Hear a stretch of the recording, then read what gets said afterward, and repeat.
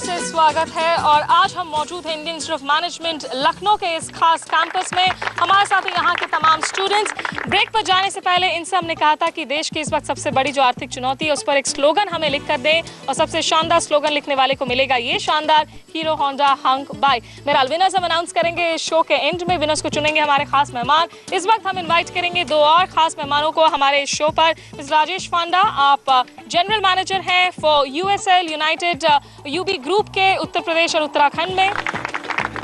साथ ही साथ हमारे साथ जुड़ रहे हैं अजय त्रिपाठी, आप प्रोप्राइटर हैं फॉर बीआर इंडस्ट्रीज, अपनी फर्म्स हैं। बहुत बहुत स्वागत है आप दोनों का इस शो पर।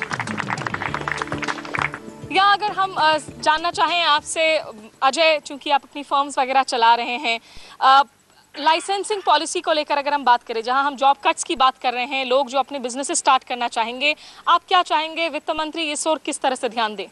वित्त मंत्री को स्पेशली जो इस समय जो पीरियड चल रहा है, इसमें एसएसआई यूनिट्स को और बढ़ावा देना चाहिए, जिससे कि एसएसआई यूनिट्स में जो शुरुआती इस्टेब्लिशमेंट में जो दिक्कतें आती हैं, जैसे कैपिटल की आपके पास नॉलेज है लेकिन आपके पास कैपिटल नहीं है उसके लिए, उसमें जो दिक्कत आती है उसके लिए उनको और इनकरेज करना चाहिए, जिससे कि बैंकों से इंटरेस्ट कम रेट पे उनको मिल जाए और उसके बाद वो इस्टेब्लिशमेंट चालू, क्योंकि एसएसआई यूनिट्स ही जो हैं सबसे ज़्यादा एम्प्लॉयमेंट देते हैं। राजेश जी, आप क्या कहेंगे, यहाँ पर लाइसेंसिंग वगैरह को लेकर प्रोसेस सिंप्लीफाई करने की ज़रूरत है? लाइसेंसिंग रिजीम को तो और सिंप्लीफाई करने की ज़रूरत है, लेकिन देश के आज आधारभूत ढांचे को एक जो औद्योगिक प्रगति की ज़रूरत है वो आएगी एसएमईज से, लघु उद्योग से और कुटीर उद्योग से। सरकार को उस दिशा में काम करने की जरूरत है, वहीं से युवाओं को रोजगार मिलेगा। अरविंद जी, आप कुछ कहना चाहेंगे इस बात पर? बजट के माध्यम से हमें रूरल इंफ्रास्ट्रक्चर और लॉजिस्टिक चेन, जिसमें वेयर हाउसेस से लेकर के कोल्ड चेन, सभी चीज़ों में फोकस करना पड़ेगा। अगर हम ये कर दे, मुझे लगता है हम हिंदुस्तान में नए रिवॉल्यूशन के लिए ज़मीन तैयार कर देंगे। आप कुछ पूछना चाह रहे हैं? जी, मेरा ये सवाल है कि हमारे सेंट्रल गवर्नमेंट की जो स्कीम्स है, national rural employment guarantee schemes और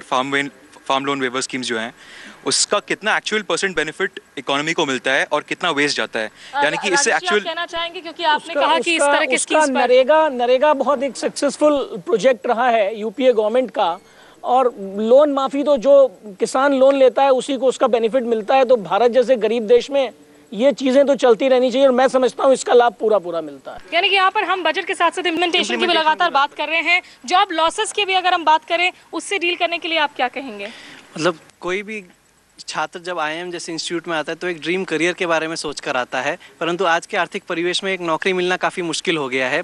उसी को लेकर मैंने कुछ 4 पंक्तियाँ लिखी हैं, वो आपको सुनाना चाहूँगा। पैसे की माया है अपरंपार, किसी की जेब खाली है तो किसी के पास है भंडार। हे भगवान, इस गरीब की झोली में भी धन दौलत बरसा दे, इस मंदी के ज़माने में एक अदद सी नौकरी मुझे भी दिला दे, मुझे भी दिला दे। चलिए, फिलहाल यहाँ पर हम ये उम्मीद कर सकते हैं कि हर किसी को अच्छी नौकरी मिले, लेकिन हाँ, एक चीज़ जो हम गारंटी के साथ दे सकते हैं वो है ये शानदार बाइक। तैयार हैं आप लोग अपने विजेता के नाम को जानने के लिए? हाँ जी। इन्होंने लिखा है, किसान विज्ञान नौकरियों का ध्यान, सरकारी बजट की यही हो पहचान। तो विनर शायद अब तक खुद को समझ चुके होंगे। हिमांशु गुप्ता।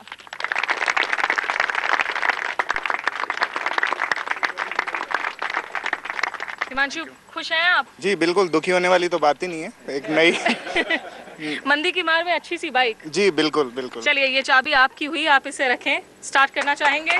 जी बिल्कुल।